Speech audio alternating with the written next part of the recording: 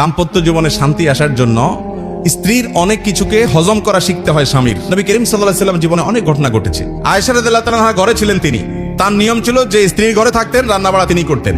অন্য স্ত্রী এক বাটি খাবার দিয়ে একটা কাজের মেয়েকে পাঠাইছেন, খাদ্দামাকে কৃতদাসীকে পাঠিয়েছেন এক বাটি খাবার দিয়ে, তরকারি দিয়ে ধরেন। তো ভালো বুড়া রান্না করেছেন, রাসূলের জন্য পাঠাইছেন। আয়েশা রাদিয়াল্লাহু তাআলা আনহা দরজা খুলে দেখলেন যে কাজের মেয়ে তরকারি নিয়ে আসছে আরেক স্ত্রীর ঘর থেকে। এই টাইমে যে কোনো মানুষই, যে কোনো মহিলারই মাথা গরম হওয়ার কথা। আমার বাসায় আজকে উনি থাকবে, আমি যা খাওয়াবো, তুমি আবার ওখান থেকে এক বাটি দিয়ে ভালো হওয়ার চেষ্টা করতেছো। উনি বাটিটা ধরে ছুঁড়ে ফেলে দিলেন, ছুঁড়ে ফেলে দিলেন। বাটির সব তরকারি তো গেছে গেছে, বাটিও দুই টুকরা হয়ে গেছে, কাঁচের বাটি ছিল। এই দৃশ্য নবী করিম সাল্লাল্লাহু আলাইহি ওয়াসাল্লাম দেখার পর উনি বাইরে হয়ে আসলেন, যা উঠান থেকে নিজের হাতে সে ভাঙা বাটিটা নিয়ে আসলেন।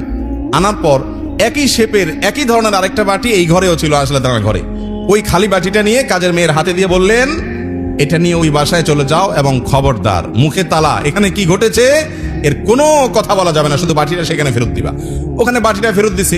যিনি পাঠিয়েছেন তিনি মনে করেছেন যে কি, যে তরকারি রেখে কত সুন্দর করে ধুয়ে সাফ করে আবার বাটিটি দিয়েছে, তিনি অনেক খুশি।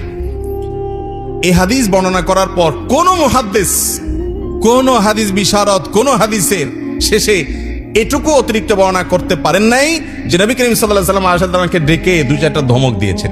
আপনি আমি যদি হইতাম এই জায়গায়, আর কিছু না হোক, বোর্ড দিকে তাকায়া অন্তত বিরক্তির সুরে এইটুকু তো বলতাম যে এটা কাজ করলা, তুমি বাটিটা ভেঙে ফেললা, তুমি তরকারি না নিতে বাটিটা ভেঙে ফেললা। নবী করিম সাল্লাল্লাহু আলাইহি ওয়াসাল্লাম একটি কথাও বলেছেন বলে কোনো বর্ণনা পাওয়া যায় না।